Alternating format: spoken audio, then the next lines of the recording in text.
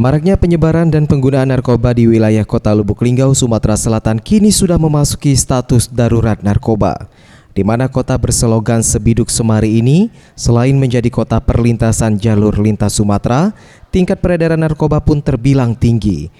Hal ini diakui Kepala Badan Narkotika Nasional Kota Lubuk Linggau, Ibnu Muzakir. Orang nomor 1 di BNN ini menjelaskan penggunaan narkoba saat ini di wilayah Lubuk Linggau sudah mengkhawatirkan. Hal ini terlihat di beberapa tempat narkoba sudah menyentuh berbagai kalangan hingga anak-anak.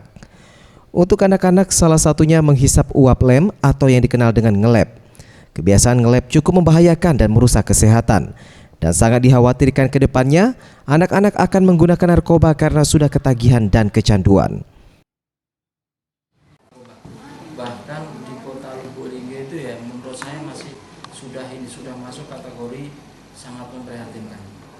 Karena kenapa demikian? Ini sudah menyentuh ke level anak-anak. Ya, anak-anak belum lulus SD, nah ternyata sudah banyak yang menggunakan. Ferry Setiawan, Sriwijaya TV.